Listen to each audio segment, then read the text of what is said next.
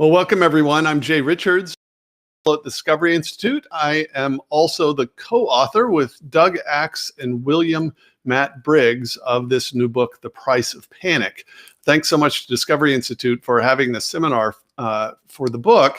I'm going to moderate and speak. So we thought we really want to keep as much time as we can really to discussion. And so I know a lot of people are logging on. So I'll give you a few seconds.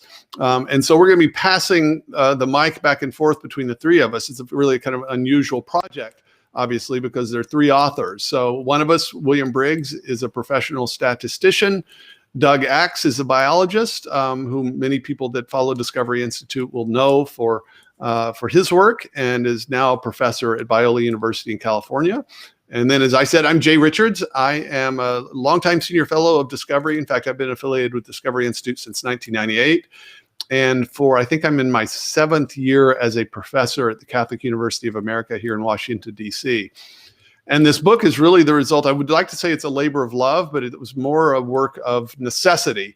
And in fact, Doug still has the text that he wrote sometime in March when we were worried about this. And I was worried about it independently, and Doug and Matt Briggs had already started actually blogging about worrying about the public response to the coronavirus. And Doug left me a message and left me a text, and we talked, and he said, somebody really is going to need to write about this, because if we make a mistake with the public policy response, it's likely we'll make the same response again. And I can remember saying, that's a great idea. Somebody should definitely write that book. I had absolutely no inclination to write it myself. But push came to shove. I'm not exactly sure how it happened, but I told Doug, I said, I know a guy, Matt Briggs, who would be perfect for this too. And if he could do it, and we can get a publisher that will turn it around quickly, I first accept it and then turn it around quickly, then I think maybe we should do it. So we contacted Regnery publishers here in Washington, D.C., where I am, and we wrote a proposal, and they turned it around within a week, which is amazing.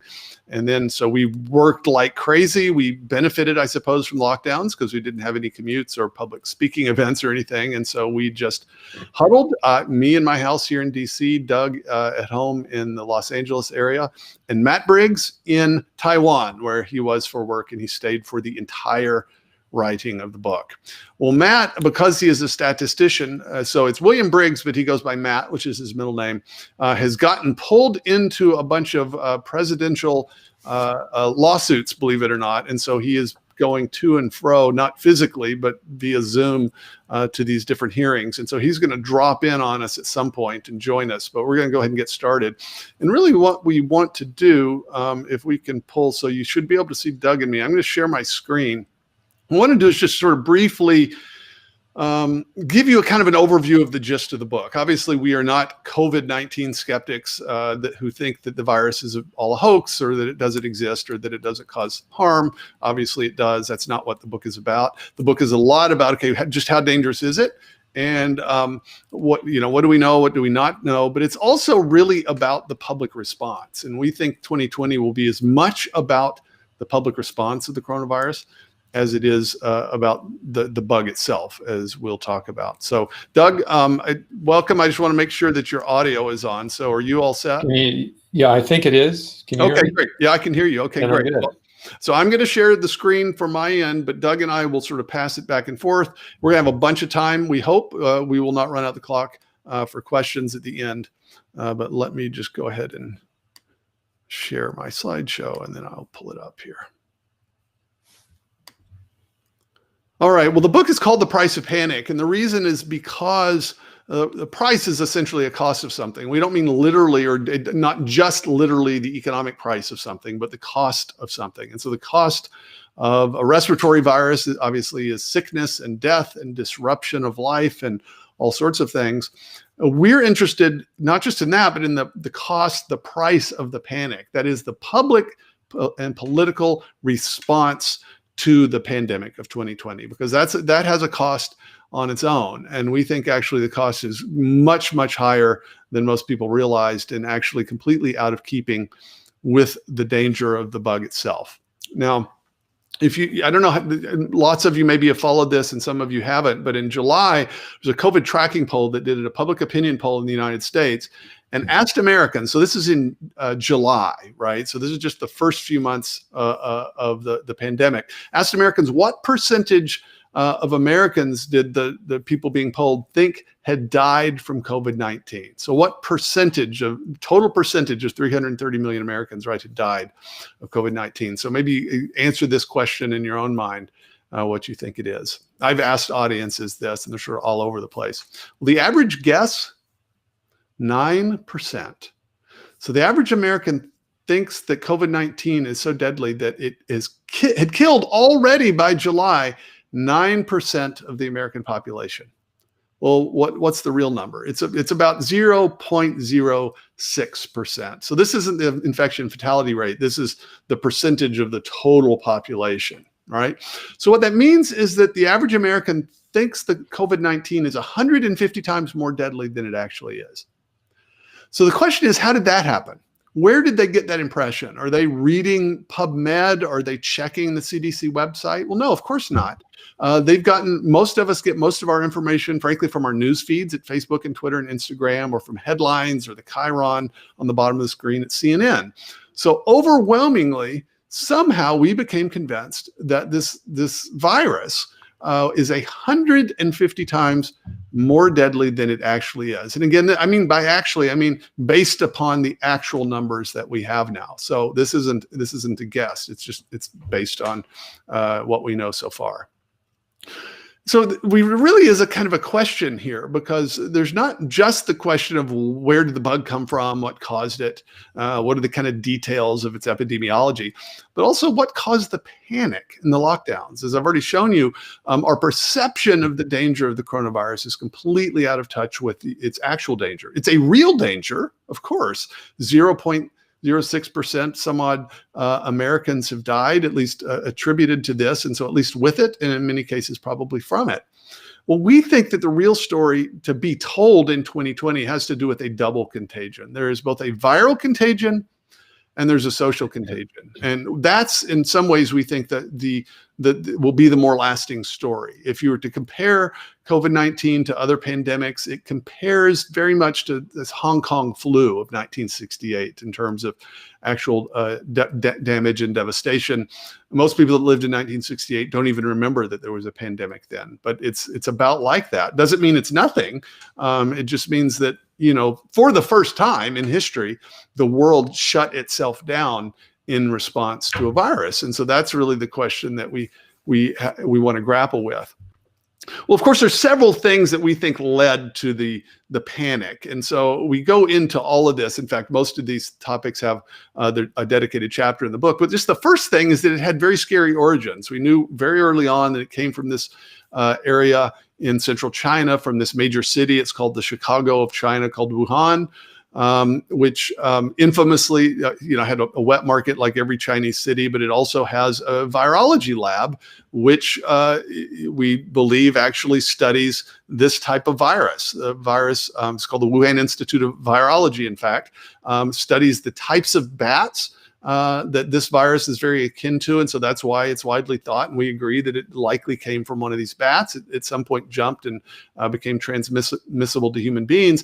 But the fact of the matter that it came from communist China, and that the Chinese government was tight-lipped, to say the least, for several weeks. In fact, they basically punished the scientists that were the whistleblowers that released the sequence and actually tried to talk about it. We didn't actually know what was going on. There have been other scary viruses. Like I said, there's the Hong Kong virus, the Hong Kong flu. There was the Asian flu in the late 1950s, about a decade before the Hong Kong flu. And so we're used to these kinds of things coming from this part of the world. And then you had the Chinese government basically suppressing information, so that we really didn't know what we were dealing with. So it made sense that this was a sort of scary thing. It made sense that when President Trump first heard about it and some members of Congress heard about it, they thought, okay, this could be a very serious thing. And in fact, it was based essentially on that President Trump in the United States, I think it was on January the 31st, started restricting travel from China, specifically because, it was just basically this could be a scary virus, and we really didn't know much about it. The other thing is that the World Health Organization actually played a role in this, as we'll talk about in a minute. And so we first had just the sort of origins of the thing. But where did this idea that it was going to be an especially virulent, especially deadly virus come from?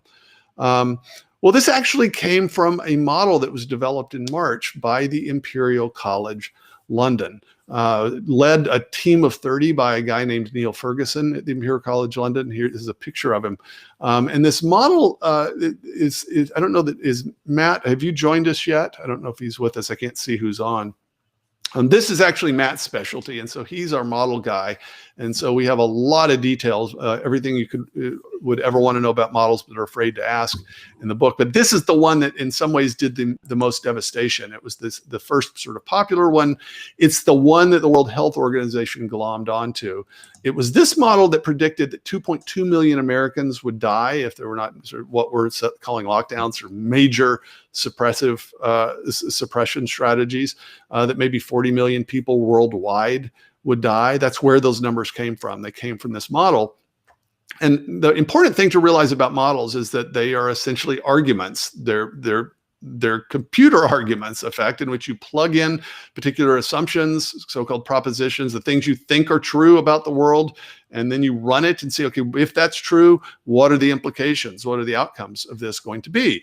But they're not sort of directly connected to something. It's not like you get to the end of a model and there's a thermometer stuck in the ground. It's propositions, it's assumptions. And so the use of a model is only ever going to be as good as the truth of the propositions at the beginning. And so if it's been tested against reality, maybe you construct a model and then you let it play out and then you test against what it actually happens, then you would have a tested model. Well, this is by definition not a tested model. It was making predictions about this unique event in a virus that we'd never encountered. And so they had to make assumptions. One of the assumptions was that the infection fatality rate of the virus was 3.4%. All right, so remember that. This infection fatality rate or ratio, 3.4% would have made it probably worse than the Spanish flu of 1917. So it would have been a truly catastrophic pandemic that could have killed tens of millions of people. But if you look at the details, there's no reason to think that that was at all accurate, even at the very beginning. And yet that was the assumption on which the public policy response around the world was made. We didn't know anything a lot about the model, except that we knew Neil Ferguson has a terrible track record of developing predictive models that never managed to get it right or often wrong by many orders of magnitude for various pandemics over the last 20 years. He's never suffered any harm to his career, so far as we can tell, for these bad predictions. When they spent a month actually fixing it up, the model was written in an old language called Fortran.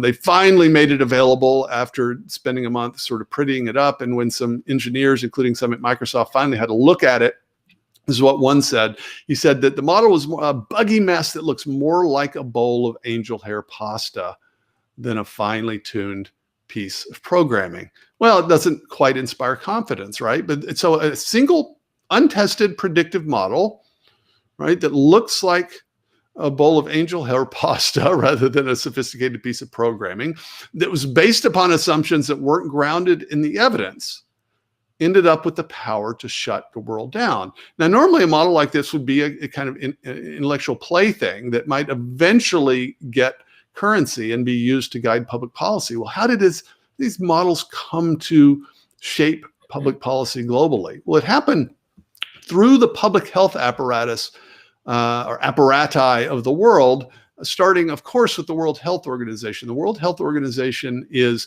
the public health arm of the United Nations. It was there at the very charter of the United Nations. And something that, frankly, all of us discovered in working on this book is that public health bureaucracies tend to be highly politicized. I mean, I think my imagination is that people that are doctors that want to help people not die from diseases, they go into public health. And for the most part, I'm sure that's true. The reality, though, is that these institutions also are political institutions. They are usually chartered, in this case, by the UN, which is a political institution, or they're chartered and they are part of their state or national governments, like the CDC in the United States. And so what you had is a few scientific officials, not necessarily the smartest, most credentialed, most prize-winning scientists in the world, but public health officials. That's a crucial distinction, right? So just because you're the Director General of the World Health Organization doesn't mean that you won the gold medal of scientific expertise. It means that that's the job that you were elected to. And in the case of the World Health Organization, just a little tidbit background information. This is the picture of the current Director General of the World Health Organization. He is a longtime member of an ethno-nationalist communist party in his native Ethiopia. So yes, you heard that right. This is not a made-up conspiracy theory. You can look it up. He is a longtime communist in Ethiopia.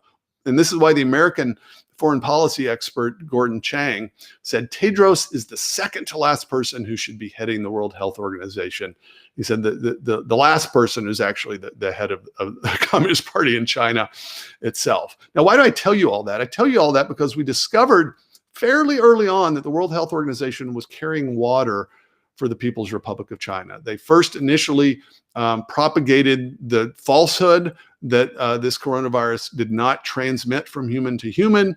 And then for several crucial weeks, really didn't give us any information. The Atlantic magazine finally published a piece in which they said that. This isn't us saying that, it was them saying that they effectively carried water for the People's Republic of China, which, as it happens, is one of the World Health Organization's main donors. Well, it trickled down from there to the national public health organizations, including our own World Health CDC, and then these two famous people, Dr. Deborah Marks and Dr. Anthony Fauci. Fauci is by far the most famous. He was lionized by the media, who basically told the president the exact same thing that they had heard from the World Health Organization. They basically parroted those numbers. They literally parroted those numbers from that Imperial College London model. So that President Trump in April, when he was asked, okay, why did you advise lockdowns? Remember, the president didn't have the authority to lock the whole country down, but he could advise governors about what they ought to do. And he had worried that the cure would be worse than the disease, but he said, well, two very smart people were in my office, and they said, Mr. President, if you don't shut the country down, 2.2 million people are going to die. All right, now, that's a quote. So where did that number come from? That number came from that Imperial College London model. And so this is what we talk about in the book as the tyranny of experts. The problem isn't expertise.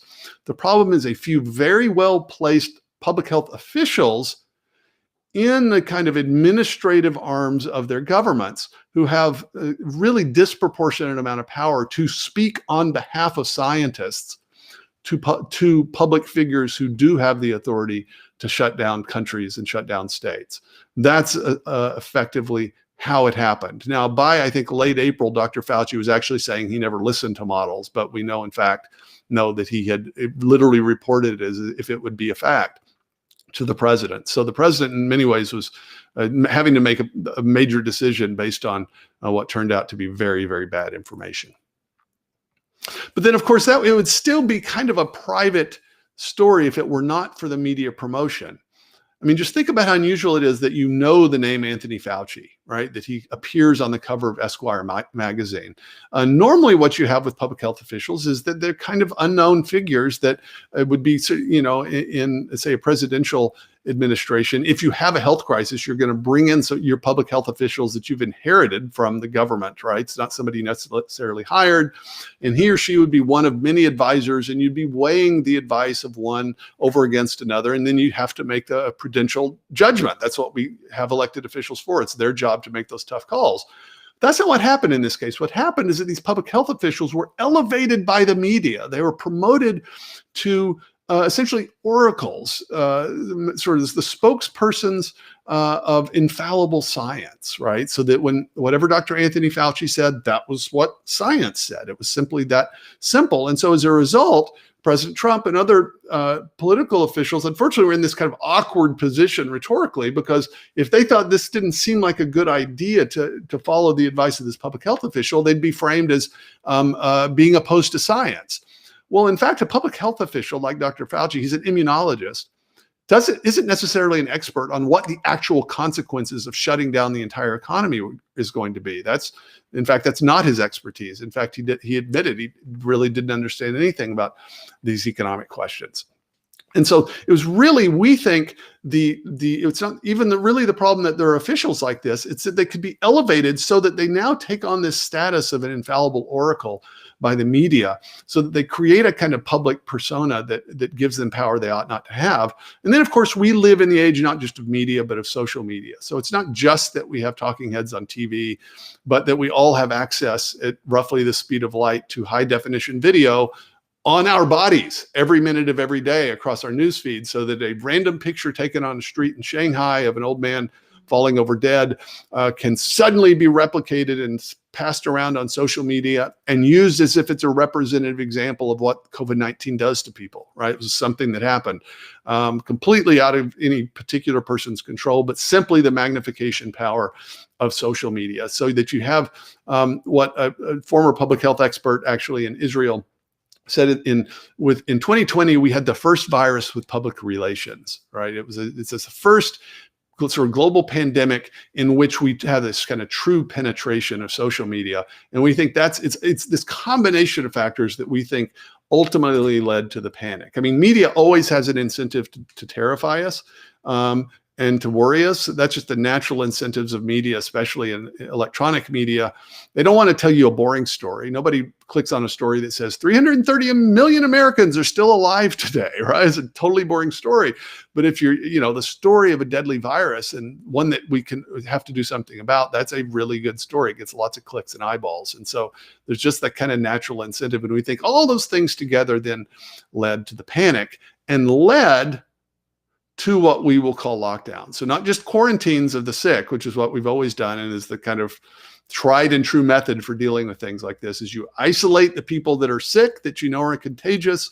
You apply special protection to the really vulnerable people that might be killed by it, right? But you do not shut down the entire population. You don't tell everyone they have to be locked up inside. You don't make people abandon their jobs and abandon their schools and go home and not even go to church, for instance. This was a new and untested hypothesis, essentially, in the public health sort of community, waiting to be tested. And in 2020, we tested this idea of lockdowns. And so that's really what we spend a lot of the book on, is really weighing this question of whether the lockdowns made any difference. And with that, I'm going to hand it over to Doug, and I'll keep running the slides. But that was the panic. Did our response make any difference? So this is the familiar. I mean, if we go back to 2019, no one would have known what this was, but we now all know what this is. This is the famous flattening the curve graphic. President Trump showed this when he was calling for 2 weeks of flattening the curve. I think that was in early April. The idea here, and this got forgotten along the way, but the idea was that we did not have the power to prevent a respiratory virus from propagating through a population. We would all eventually get this virus, whatever we do. But what we did claim to have the ability to do was reduce the speed of spread, so that instead of having the red hump here, which takes the number of cases much higher than the capacity of the healthcare system to deal with, if we could flatten this curve, smush it out, smear it out in time, and have something more like the blue curve here, then at peak, we would stay below the ability of our healthcare system to deal with the most sick people. We'd have enough ventilators, we'd have enough ICU beds, and we could have a good shot at giving the best critical care to the people who most needed it. And that made a certain amount of sense. It's predicated, that whole idea is predicated on an idea that on the claim that we really do have ways to flatten curves, which means we do have ways to alter the spread of a respiratory virus. And as you know, science became kind of a big football or hockey puck in this whole thing. People claiming to follow the science, people making claims on the authority of science. And really, science was, in a way, kind of thrown under the bus, as it often is in the whole shuffle, because if people want to take a measure forward, they would claim that the science shows that this is the way to go. And really what they were doing is ignoring the complexity of the science. And it really turns out that this is highly complicated. Maybe not surprisingly, we describe in the book that given that we are human beings with complex life patterns and complex societies, all kinds of complex interactions, we're not mice that can be put in a laboratory and controlled to do controlled experiments, you wouldn't expect really science to have very clear understanding of how something as complex as a respiratory virus in something as complex as a human society propagates itself and how best to protect the vulnerable from it. As Jay said, the tried and true methods have always been to isolate the sick and to isolate the vulnerable. We went well beyond that in this case. And the reason we did was not just the Neil Ferguson claim that, or Neil Ferguson's group, the claim that we'd have over 2 million deaths in the US and over 500,000 in the UK, but also the claim that 6-foot social distancing and mask wearing could make a difference, okay? And neither one of those, it turns out, is well supported. So do we go on to the European K? Okay, now interestingly, this is a little known fact, but we talk about it in the book. In October of 2019, the World Health Organization published a really well done document where they pulled together a survey of all the best research on methods for reducing the spread, not of COVID-19, because that wasn't a thing yet, but of influenza, which is better studied than the coronavirus, up until now anyway. And they went through study after study after study and really revealed in a very honest way the lack of scientific evidence for the efficacy of mask wearing, social distancing, surface sanitizing, quarantining, the healthy, school shutdowns, place of work shutdowns. So in case after case after case, they showed that the science was not there to show that these things were effective. In some cases, as for mask wearing, the World Health Organization said, we still recommend that this would be done in the case of a epidemic or a pandemic, talking about influenza, just because it seems as though it's mechanistically plausible, not because any science shows that it works. Well, this is now long forgotten, and we're in an era where I'm every day reading the New York Times saying that we know these things work. In fact, we don't know that they work, and it's very complicated. I'm not saying that there aren't studies that show that some of these things work, but I am saying that there's other studies that show that they don't work. So it's a very complicated situation. Now, early on, very early on in March, I think the key scientific observation was coming out of Italy that the mean age at death of COVID-attributed deaths was 79.4 years, I think, with 3.1 on average comorbidity. So that means these are people who are at about the life expectancy, who are dying of COVID-19, and they were unhealthy people at about the life expectancy in that they had an average of 3 significant other health problems that were already straining their bodies, and then you add respiratory virus to that. Often pneumonia is the actual thing that kicks in. So it's not the virus itself, it's the condition in the lungs that was triggered by the body's response to the virus. And if you're 80 years of age and in poor health, that can be, and always has been, things like this are the last straw that leads the body to give up. That's not an unusual thing. This is common for influenza. It's why if you look at the week to week deaths by all cause curves that are readily available from the CDC, you see that it's a wave-like pattern that peaks in January every year, and that's because these people who are in poor health who get influenza will often trigger pneumonia, and often that is a cause of death. It's a significant cause of death. So another early the thing to learn from Italy was this is not like Spanish flu. This is not a disease that was going to kill the young indiscriminately.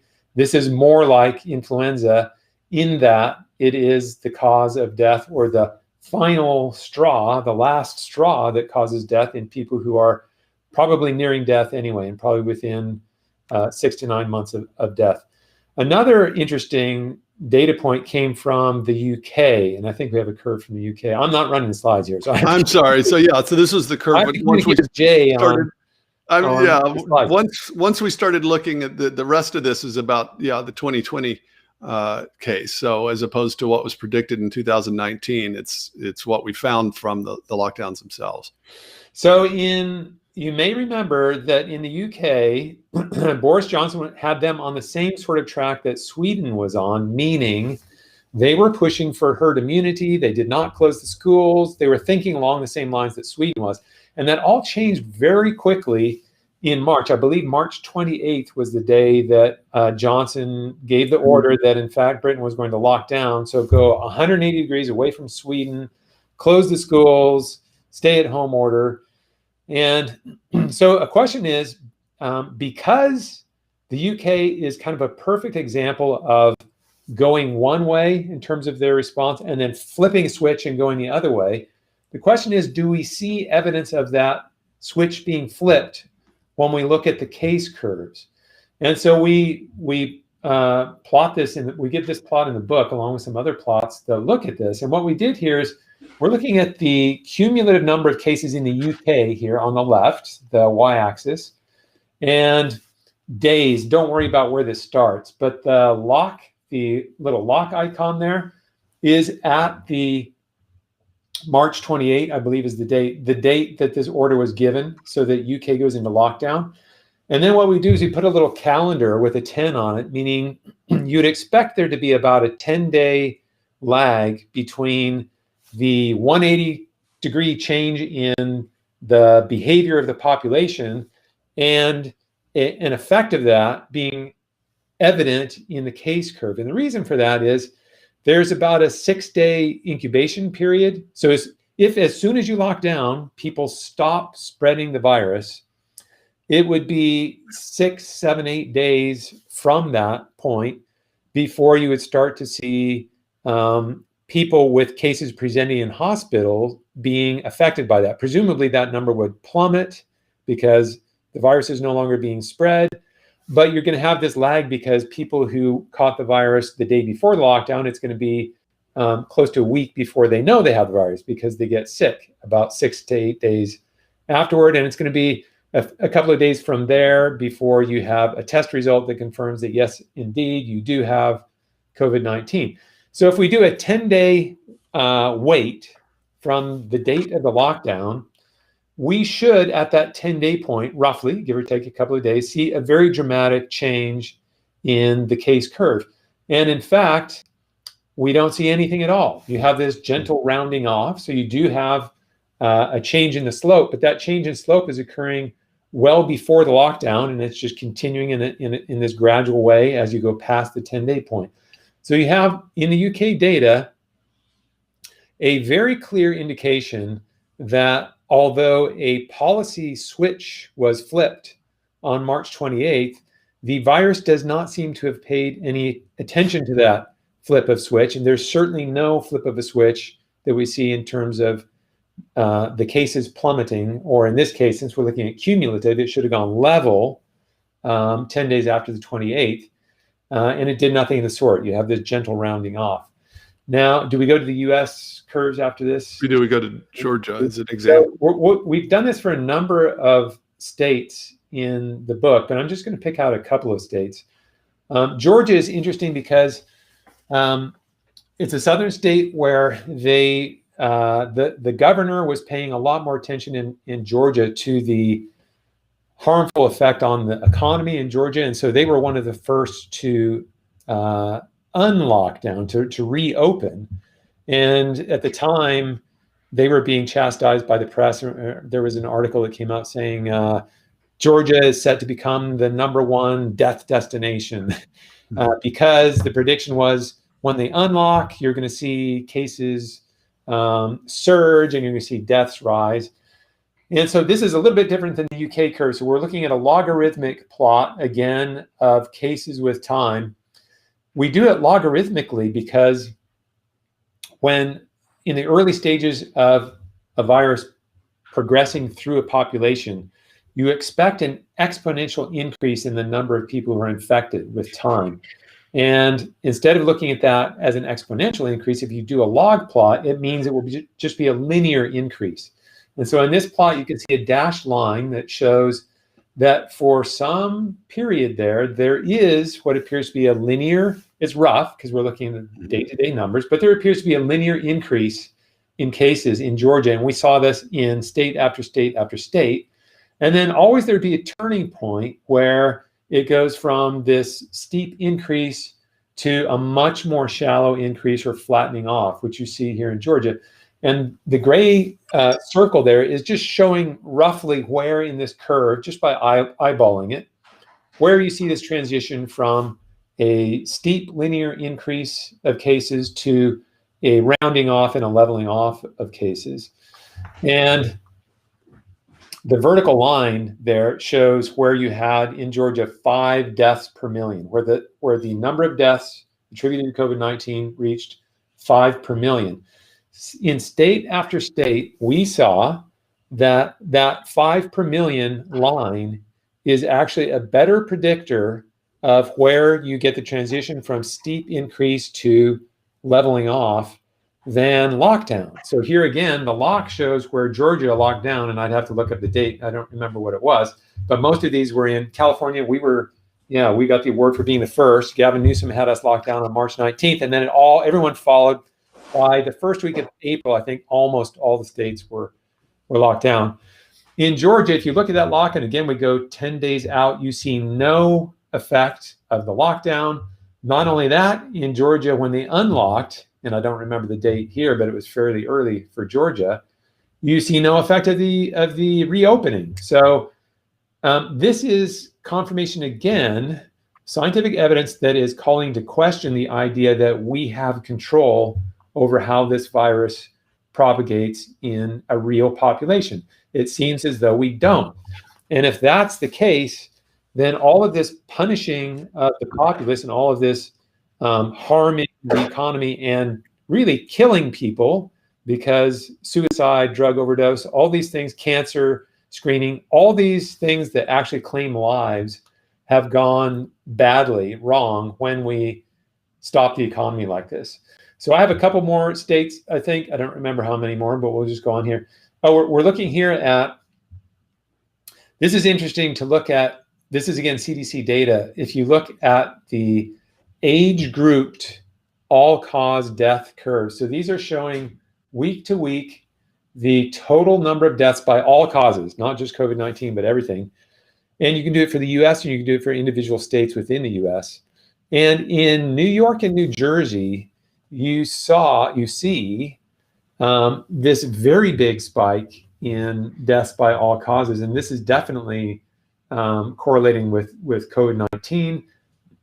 The question is why you see that spike in New York. If we go forward a slide, I think we can show some slides some states where you don't see that. New Jersey looks very much like New York, but if we look at other states like the state of Washington, you might remember Washington was really the early cases there in Kirkland, where I used to live, in a convalescent home in a nursing care facility in Kirkland had this outbreak, and it became kind of the hotspot in the US early on. But if you look at these curves and compare it to New York and New Jersey, you see nothing like the scary spike in the older age group. Now, this data that I'm showing here is, I was talking to Jay, trying to remember when we did this. This was for a conference we had in Wisconsin. So this is about a month out of date, and you might see more of a spike here if I update that. But the point is, in different states, you see very different curves. And here in California, you see, again, not the spike early on that you had in New Jersey and New York, but you do see a spike later. So the August spike is kind of the second one. And now, of course, we won't see this here, but you're seeing kind of the late November, December spike that we're all aware of and we're hearing about right now. The point that you see very graphically in these curves, looking at states that didn't lock down, like Iowa, and I think we show another one that didn't lock down, they were not punished by this virus for not locking down. In fact, the gray curves here are showing, you can see in the lower left, the same data, the same collection of all-cause deaths going week to week for 2015 through 2019, and then the red one is 2020. There's really no significant deviation from the prior pattern. 2020 in South Dakota and Iowa, non-lockdown states, shows no really significant deviation from the prior pattern. Even in the 85 and older group, it's really within the sort of noise that you see year to year, whereas heavy lockdown states like New York, New Jersey suffered major death peaks. And then sort of in between, it seems like a heavy lockdown to me here in California, but you get this multiple peak. What's interesting, and I don't have the graphics to show it, I was just talking with Jay about it. On Twitter, there's, I don't know what the person's real name is, but it's Gato Malo, so bad cat on Twitter. Is it at Gato Malo? I don't know. Yeah, I think so. I don't know what the handle is, but he's done he or she has done a really nice analysis showing regionally in the US, if you break the US down to like 6 sort of climate regions, the case curves really fit these regions very well. So instead of in the US there being 3 humps, which is what you can see in the current CDC curve, that's only if you're looking at the whole amalgam, if you're taking all the data from all the states together. If you look regionally, it's not 3 humps. It's an early hump in the Pacific, not the Pacific Northwest, in the Northeast. So principally New Jersey and New York, an early hump there in April, May timeframe, a middle hump in the southern states in the sort of August timeframe, and now a later hump. And this later hump in the November, December is really occurring in those states that didn't see anything, like Iowa and the Dakotas in the first 2 humps. So if Gato Malo has it right, and I suspect he or she does, it is really the progression of this virus and the deaths being caused by it is really a climate thing, mostly, not a lockdown thing. And that would mean, if it's true, and it certainly seems to be true, that it's a shame for us to have punished and beaten ourselves up economically and ruining kids' educations and leading to drug overdose. And we're going to be seeing a big hump of cancer deaths, no doubt, because cancer screening was cut by a half or more, because people who otherwise would have been screened were told to stay away from hospitals because of COVID-19. All these knock-on effects were us punishing ourselves with no effect. If, in fact, the progression of this virus is principally a climate thing and has nothing to do with whether you stayed 6 feet away from the people at Home Depot or religiously wore your mask or had a lonely Thanksgiving because you couldn't invite family members to Thanksgiving. So that, tragically, it seems as though we have brought a lot of harm upon ourselves because we believed, A, that this was Spanish flu or worse, thanks to the early models, and B, we sort of arrogantly believed that we could control it. And in fact, it looks like we haven't controlled it at all. It's done what it was going to do anyway. So do we have Matt? Because Matt would probably like to talk about this graph, but he was working on other important things. He is. So if he joins us, maybe during Q&A. Oh, he's not here right now, though. No. Okay. So we'll just, the gist of this, let's just give very quickly what the sort of price is. So for people, it's very lucid kind of presentation. Basically, there's just no discernible effect from the lockdowns, whether you look at the states or you look at individual countries. You can cherry pick and say, let's just focus on Sweden and Norway, which is what everyone does. Well, why don't you focus on Sweden and Belgium, or Sweden and the UK? If you actually do a sweeping analysis, and we give a lot of detail in the book, that the virus just seemed to be more or less indifferent to the government-imposed lockdowns. Maybe the voluntary actions that people took initially, like we do with the flu, made some difference, but those dated, specific government-imposed lockdowns seem to make no discernible difference. And so then the question is, What was the price of the panic then? What was the price of the response? We were hoping to discover that, well, they were somewhat beneficial, but we figured they'd be costly. Turns out they were almost all pain and no gain. Well, what was the pain? Well, if you look at the global level, according to the UN Food Program, they're just rough estimates, but they're estimating that we could end up here by the end of the year. So we're actually in it right now with something like 300,000 deaths per day from extreme poverty and starvation. So if you just think about, 8 billion people globally, think of the several hundred million people that are just right at the bottom, maybe people that have just passed over in the last few years from absolute poverty to just above that line.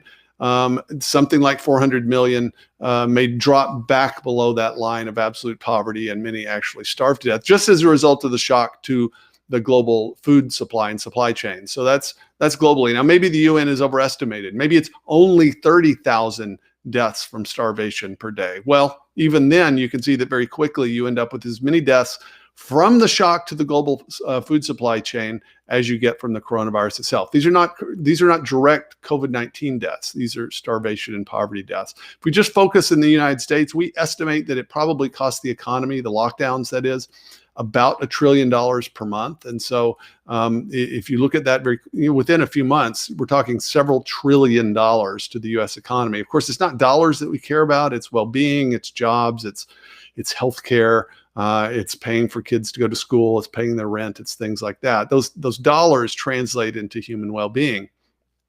So we saw by May about 41 million new jobless claims due entirely to the lockdown. So you remember we were at historically low unemployment in March at 41 million jobless claims in May. Now, many of those have come back, but of course, tens of thousands of small businesses have closed forever. That's lots and lots of lives devastated. Deaths of despair, one study in the summer estimated there will be 75,000 excess deaths of despair in the United States this year. So excess, that is deaths from suicide, drug, and alcohol overdose over and above what you would expect. So that's 75,000 deaths of despair from the lockdowns themselves. Remember the months of closing hospitals, emptying out hospital wards, canceling essentially all medical appointments that were not related to COVID-19. A study in June estimated that we could end up just from delayed diagnosis and treatment, just from cancer screenings, about 80,000 missed cancer screenings. So 80,000 people that would have cancer that didn't get treated on time because it was missed because they couldn't go to the doctor. Well, you can see, and that's just for cancer. So add up all the other major causes of death, add to that deaths of despair. Very quickly, you end up from the lockdowns killing as many or more people as are attributed directly to COVID-19. Now, you might say, yeah, okay, but if we hadn't locked down, 2.2 million would have died. No, but remember that number isn't a real number. That was based upon a projection of an incorrect infection fatality rate. And so we did not save 2 million lives by locking down because that was based on assumptions that we know were flawed. We don't know exactly how many would have died, but if we actually look at the evidence, we suspect that the number of deaths would have been roughly the same, except those would have been COVID-19 deaths. What we've done with our response is we've gotten COVID-19 deaths plus deaths from the lockdowns themselves, so-called excess deaths. And then, of course, there's just the miscellany of costs that can't be quantified, the loss of education, the loss of opportunities for human fraternity and interaction, the loss of opportunities to go to church and to worship, the unmeasurable anxiety that people have experienced. The price of the panic is truly colossal. And the reason we wrote the book is that we thought we're not going to be able to stop the first round. We wanted to do everything we could to prevent us from at least making the same mistake again in 2020. And then, of course, finally, just the simple loss of freedom. If you had told people in 2000, even 2019, in 2020, most of us will willingly be told by the government, can't go to church, can't go to school, you can't go to work for most people, and we would do it without complaint. Well, that would have seemed very unlikely, but we would have been assuming, well, we would be told that we needed to do that for our own good. But of course, that's not what we were told. What we were told is that we needed to do this not for our own benefit, but for the benefit of others. We might be fine, but we could be an asymptomatic carrier. We go to church we breathe, and someone who's more vulnerable catches the bug and we kill them.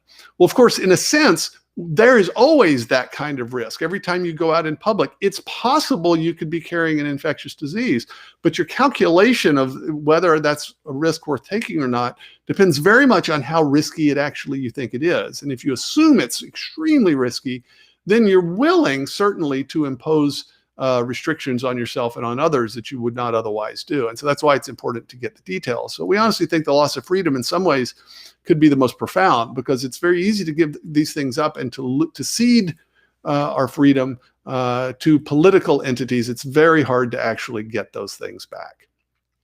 Well, we wrote the book, as I mentioned, and we'll end with this, because we were really frustrated with being told, well, this is the new normal. So we're going to do this kind of from now on. We're going to wear masks forever. We're going to lock ourselves down every time there's word of an increase in cases. We wanted to write the book against the brave new normal. And at the moment, we feel like we're at the crossroads. Is this where we're going to go in the United States and most of the countries of the world? Or are we going to push back? And we're convinced that this is really going to depend upon the populace itself. I mean, the states that had the vast majority of its population refusing to comply would very quickly end the lockdowns. The reality is that governors have relied upon a highly compliant population, and we were at least somewhat encouraged when we were finishing up the book. On July 4th, Mayor Garcetti, the mayor of Los Angeles, who just the other day, by the way, said everything needs to be canceled in Los Angeles for Christmas, canceled, of course, the citywide fireworks displays, and of course banned all private fireworks. But the people of Los Angeles seem to have other ideas. This is a 35-minute exposure of the skyline of Los Angeles on July 4th, 2020, when looks like hundreds of thousands of people decided to have their own fireworks display, whatever the mayor happened to say. This is just precisely the kind of civil disobedience that we think in this case is quite appropriate, because the reality is it's ultimately going to be up to us whether we cede our freedom and adapt to the brave new normal, or insist to our political leaders that we return to the old normal. And with that, we will end. I will quit sharing my screen and we can take some questions. All right, let me stop sharing. So it looks like it's still Doug and me. Do you see questions in the chat there, Jay? I do. Do you see them as well? Yes, I do. Should we roll through some of these? Or? Yeah, absolutely. Just let's start. So Benjamin asks, so how do we define the role of government public health to reduce the damage they can do from having a narrow focus? We propose in the book that in the future, governors and presidents need to have access to a body of scientific experts that's independent of the public health bureaucracies. And so from the very beginning, there were scientists at Stanford and Harvard and Yale and Oxford that said, this is a terrible idea. The idea of lockdowns makes no sense. We already know enough about this virus to know that this is going to do more harm than good. But they didn't have the ear of governors and presidents. And so we think that political leaders need to have people that are independent bodies of scientists that are not in the pay of the government and don't have the same incentives as public health officials. This idea that somebody that just because they happen to work for the federal government should be treated as a scientific authority makes absolutely no sense to us. Now, that question by James, Doug, is a good one for you to answer. What explains the recent rise in the virus positivity rate? Yeah, this gets complicated. We were predicting, as we were following this in real time, that there would be a shift from focusing on hospitalizations, ventilator use, and death to cases when the deaths started going down, and that became not as newsworthy. And sure enough, there was that shift from focusing on hospitalization, ICU occupancy, and deaths to cases. Now, the complex thing about cases is even that has morphed prior to this era, the COVID-19 era. A case would have been agreed upon by all clinicians to be a patient who presents with symptoms that are severe enough that they needed medical attention. That's the definition of a case, unambiguous until now. But now we have a situation where even that has morphed, and people are being counted as COVID-19 cases if a COVID-19 test returned a positive result, whether or not they had symptoms, whether or not they were ill enough that they needed medical attention. So the numbers are skewed, and it's a little bit hard to figure out at sometimes what's going on. Without doubt, the skyrocketing number of people being tested has led to this pseudo case count going up. Some people call this a case-demic. It's not an actual, it's not actually a measure of the number of people who are being made very ill by the virus. It's more a measure of how much testing we're doing. But on top of that, you have this 3 hump thing that we were talking about earlier. You do have in a nation the size of the United States, where it's geographically immense, and this wouldn't be true in Italy or the UK, which is much more compact geographically. You have these different regions with their own different climates.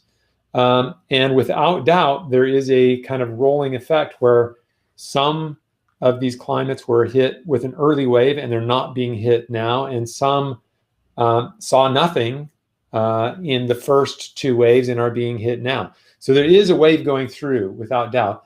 The thing is, it's not affecting everywhere equally. There are particular regions that are now being hit that were not hit earlier, and the ones that were hit earlier, for the most part, are not being hit. So that would be the explanation.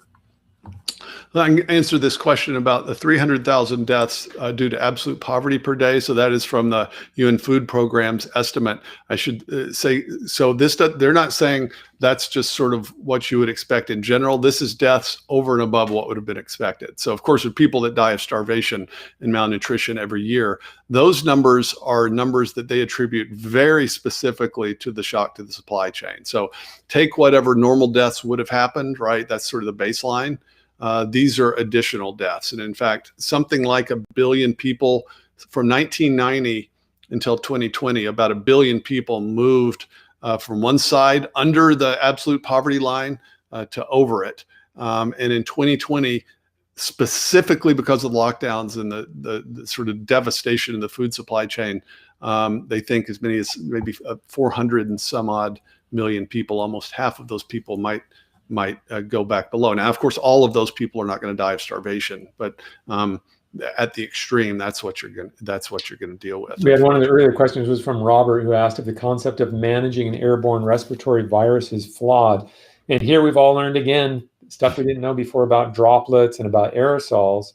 And what is true is that the management methods that were used, they were not proven to be effective, but they were thought to be effective because the thinking was that the coronavirus is spread principally through droplets, not through aerosols. And the difference here is one of size. Droplets they can be visible in size. They can be too small to be seen, but they're large enough that they fall to the ground. So when we're speaking, when we're breathing, there can be these droplets that are emitted.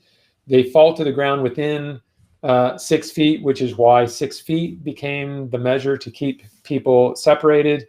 And they are effectively caught if you have any sort of face covering, a cloth face covering. However, aerosols are much smaller than these droplets, and they're small enough to remain suspended in the air for long periods, minutes, hours.